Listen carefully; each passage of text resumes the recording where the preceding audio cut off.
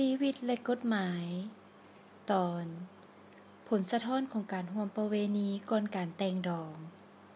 โดยส.สิงห์พระจันทร์คำศัพท์กฎหมายที่เขียนว่าการร่วมประเวณีก่อนการแต่งดองเป็นคำเว้าที่มีลักษณะนิ่มนวลและบ่หยาบคายต่อคู่บ่าวสาวที่มีความสัมพันธ์ต่อกันอันหมายถึงบ่าวสาวที่บ่ทันได้แต่งดองนำกันแต่ว่ามีการอยู่กินสมสู่อยู่นอนร่วมกัน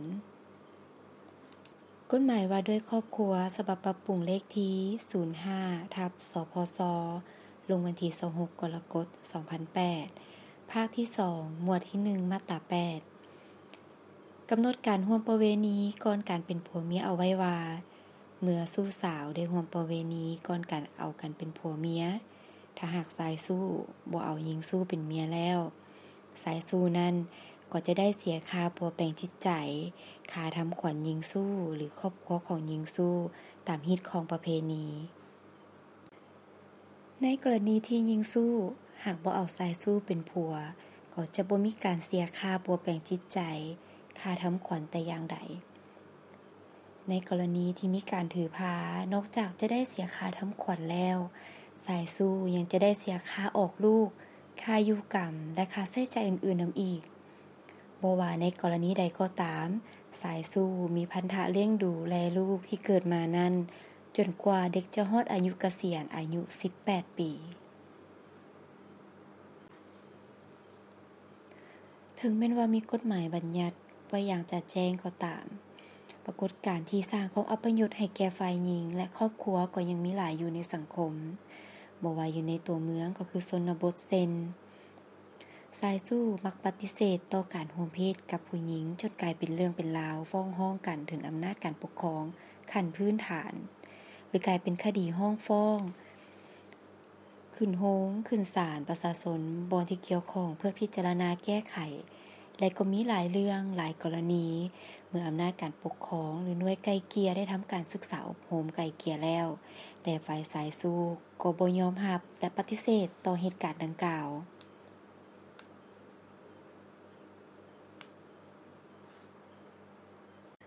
ในบางกรณีก็ได้ใช้มาตรการต่อสายสู้ในข้อหาบ่ปฏิบัติตามคำตัดสินของศาลสิ่งที่สายสู้มักปฏิเสธต่อหญิงสู้คือมักเว้าว่าตนเองบ่ได้ร่วมเพศกับฝ่ายหญิงแม้แต่เพียงครั้งเดียวหรือเว้าว่าแม้แต่ปลายมือของหญิงนั้นก็บ่เคยได้จับถ้ากรณีหญิงสู้นั้นถือพาและมีหลักฐานหัดกุมว่าแม่นสายสู้นั้นได้สมสู่อยู่นอนนำแท้สายสู้ก็จะว่า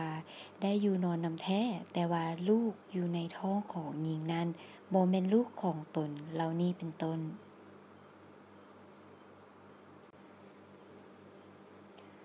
ดังนั้นการทดแทนค่าเสียหายให้แก่หญิงสู้และครอบครัวก็เป็นการแก่ยาวเวลาไปเรื่อยๆในบางกรณีลูกเกิดออกมาได้2หรือ3ปีสายสู้ก็ปฏิเสธความเป็นพ่อของเด็กน้อยแต่ยอมรับทดแทนค่าเสียหายย้อนย้านถึกคุกในข้อหาบ่ปฏิบัติตามคำตัดสินของศาลซึ่งสร้างความอัปยศให้แก่หญิงสู้หรือครอบครัวบ่ว่าในเวลาเกิดลูกอยู่กรรมและในเวลาเลี้ยงลูกโดยปราศจากความอบอุ่นและความช่วยเหลือทางทรัพย์สินของผู้เป็นพ่อซึ่งเฮ็ดให้เด็กเกิดมานั้นมีปมด้อยบ่ฮู้ว่าไผเป็นพ่อที่แท้จริงเหตุการณ์ดังกล่าวนี้ก็ยั่งยืนได้ยากว่าสายสู้นั้นได้ร่วมเพศหรือแม่นพ่อของเด็กน้อยแท้หรือบ่เพราะว่าในการสมสู่อยู่นอนนำกันของมนุษย์เฮาก็บ่แม่นเรื่องยุ่งยากและก็บ่เปิดเผยเปิดแปลนเหมือนกับสิ่งชีวิตอื่นที่ร่วมเพศกันถ้าหาก2ฝ่ายมีความพอใจแล้วยากที่จะจับได้คาหนังคาเขาที่เป็นการยืนยันถึงความชัดเจนของพฤติกรรมผู้ที่เป็นสายสู้อีกด้านหนึ่งเครื่องมือทางด้านวิทยาศาสตร์ที่จะพิสูจน์ความถูกต้องต่อเหตุการณ์ดังกล่าวก็มีจำกัดนอกนั้นค่าใช้จ่ายในการพิสูจน์ก็สูงฉะนั้นสิ่งที่ยั่งยืนถึงความถูกต้องชัดเจนและแม่นยำต่อเหตุการณ์ดังกล่าวนั้นก็แม่นหญิงสู้และชายสู้นั่นเองที่เป็นผู้รู้ดีกว่าคนอื่นเพ เพราะว่าทั้งสองเป็นคนพร้อมกันเฮ็ดพร้อมกันทำแต่บางกรณีสายสู้นั้นก็ปฏิเสธเพื่อหลีกเลี่ยงความรับผิดชอบซึ่งเป็นการสร้างความเสียหายให้แก่บุคคลอื่นๆต่อเหตุการณ์ดังกล่าวถ้าหากว่าพวกเขารอท่าแต่การแก้ไขปัญหาบั้นปลายแต่อย่างเดียวก็มีความยุ่งยากแก่ยาวเวลาซึ่งเฮ็ดให้คู่กรณีเสียทั้งเงินและเวลาในการใช้จ่ายค่าเดินทางค่ากินอยู่พักเซาในเวลาไปเว้าความกันฉะนั้นสมควรแล้วที่พวกเขาควรจะต้องป้องกันไว้ก่อนยิ่งเป็นการที่ดีที่สุดสิ่งที่สำคัญก็คือแม่หญิงควรมีความถนอมเนื้อถนอมตัวรักษาวัฒนธรรมที่ของประเพณีบ่ควรเป็นคนหูเบาเชื่อใจคนง่ายและเชื่อฟังอย่างตายใจต่อคำเว้าวาคารมของผู้ชายเพียงฝ่ายเดียวควรได้คำนึงถึงเหตุการณ์ที่จะตามมาภายหลังในเมื่อมีการพัวพันแบบสู้สาวแล้วดีแท้ฝ่ายหญิงควรซอกฮู้ญาติพี่น้องบ่บัดการเคลื่อนไหวไปมาของสายสู้อย่างคักแน่หรือบ่ควรวางเนื้อวางตัวให้สายสู้สมสู่อยู่นอนนำก่อนการสู่ขอหรือแต่งดอง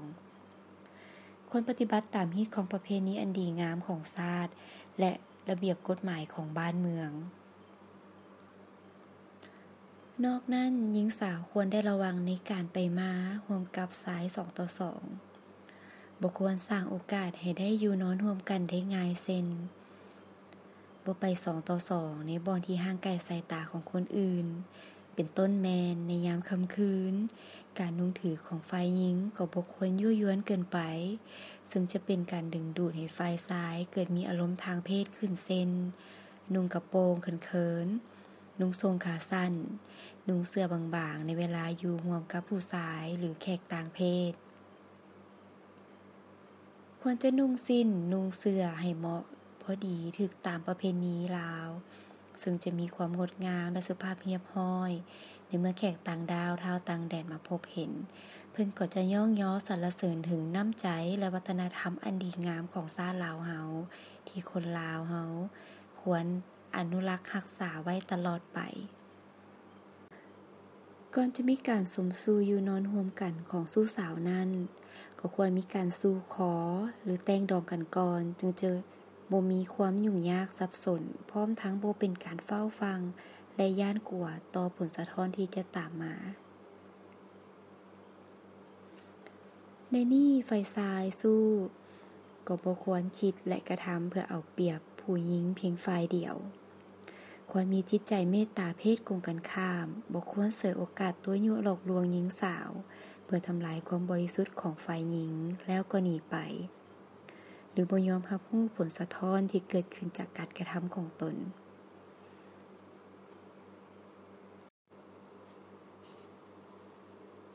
ข้อมูลอ้างอิงโดยหนังสือพิมพ์ประเทศลาวหน้าที่10คอลัมน์เศรษฐกิจสังคมลงวันที่14 เดือน 6 2017